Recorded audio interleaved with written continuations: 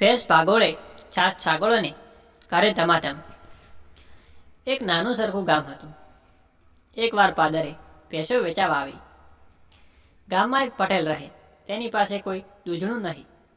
એને થયું કે હું એક ભેંસ લઈ જઈને પટલાણીને કહે, સાંભળ્યું કે આપણે એક ભેંસ લેવી છે। આંગણે ભેંસ હોય તો સારું, છોકરા થૈયાને દૂધ મળે, બાકી મેળવીએ એનું દહીં થાય, ઘી થાય ને જે સરસ મજાની છાશ થાય તે આડોશી પાડોશીને અપાય। પટલાણી કહે, એ બધું ઠીક, પણ આવી જાડી રેડ જેવી છાશ મારે મારા પાડોશીને નથી આપવી। છાશ તો હું મારા પિયરિયાને જ આપીશ।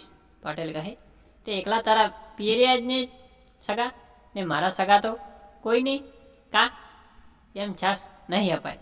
પટલાણી કહે, નહીં કેમ અપાય? અપાશે, ઘર તો મારું છે ને, ભેંસ તો મારી ને તમારી। તે બહુ તો દૂધ તમારા સગાને, પણ છાશ તો મારા પિયરિયાને જ। પટેલ કહે, જોયો છે આ ડગારો?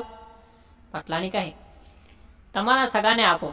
આમ કરતાં વાત વધી પડી ને પટેલ પટલાણી લડી પડ્યા। એક તો બેવ અજળને એમાંય વઢવાણ થઈ।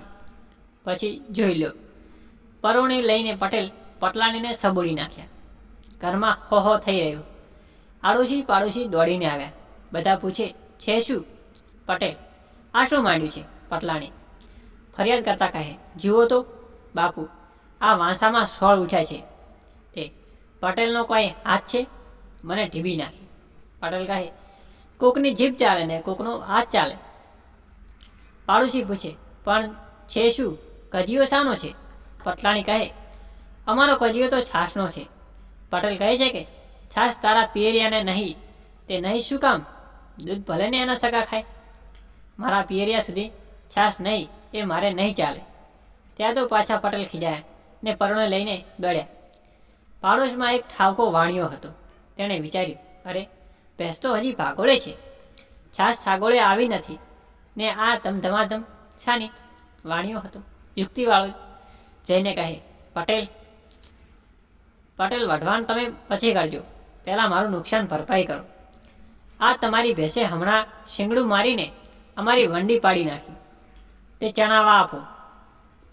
આમ તમારા ઢોર રજળતા મૂકી જતા શરમાતા નથી? પટેલ કહે, અરે પણ મારી પાસે ભેંસ વળી ક્યારે હતી તે તમારી વંડી પાડી નાખે?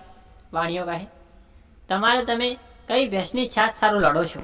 પટેલ પટલાણી શરમાઈ ગયા ને છાના માના પોતાના કામે લાગી ગયા।